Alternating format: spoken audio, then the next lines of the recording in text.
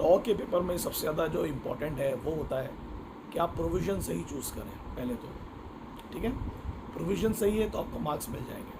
दूसरा, अगर आपको सेक्शन याद है तो आप लिखें, और बिल्कुल लिखें, as per the section 2 of the companies act 2013 या फलाना नाम का इंडियन कॉन्ट्रैक्ट एक्ट। नहीं याद है तो बिल्कुल ना लिखें, तुक्का ना मारें।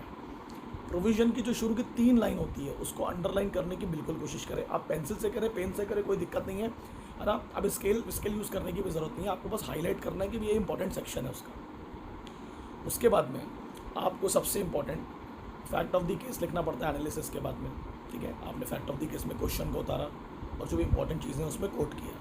कंक्लूजन्स को हाईलाइट करें क्योंकि वो आंसर्स होते हैं तो बहुत इंपॉर्टेंट होते हैं, कंक्लूजन्स को ज़रूर हाईलाइट करें, ठीक है। फिर आ जाइए आपको कि आंसर की लेंथ कितनी करनी है, वो डिपेंड करता है मार्क्स पर। अगर 2 मार्क का क्वेश्चन आया है तो आप डायरेक्ट एनालिसिस लिखें और कंक्लूजन लिखें, ठीक है।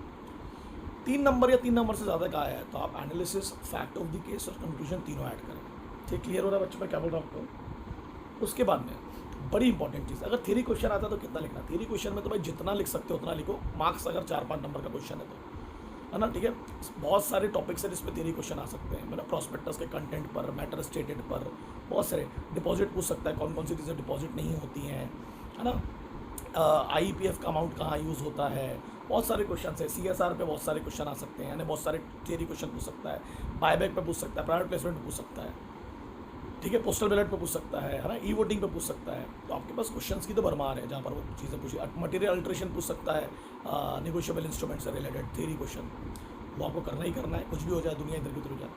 पहला क्वेश्चन का पहले ऑब्जेक्टिव में टाइम इन्वेस्ट करोगे, पहले तो आपको पेपर मिलेगा तो पहला क्वेश्चन प्रिंट आउट कर लेना, सिलेक्ट कर लेना कि फर्स्ट तो कंपलसरी करूँगा, उसके बाद कौन से करूँगा।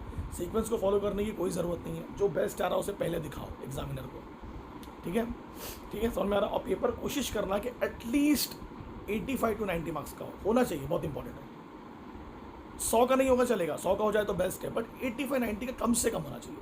ऑब्जेक्टिव्स पूरे करना है, कोई नेगेटिव मार्किंग नहीं होती, पूरे ऑब्जेक्टिव्स करना है आपको। और केस स्टडी में ध्यान रखना, क्वेश्चन कनेक्टेड होते हैं, पहला गलत हुआ तो हो सकता है तीनों चारों गलत हो जाए, उसमें टाइम इन्वेस्ट करना, ठीक है, पहला क्वेश्चन करने का, उसके बाद जो बेस्ट होगा वो करने का, ठीक है।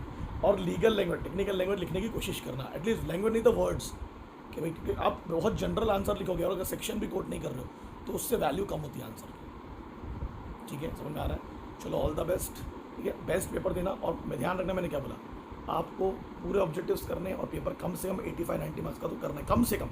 ज़्यादा से ज़्यादा अगर 100 का हो जाए तो बेस्ट है।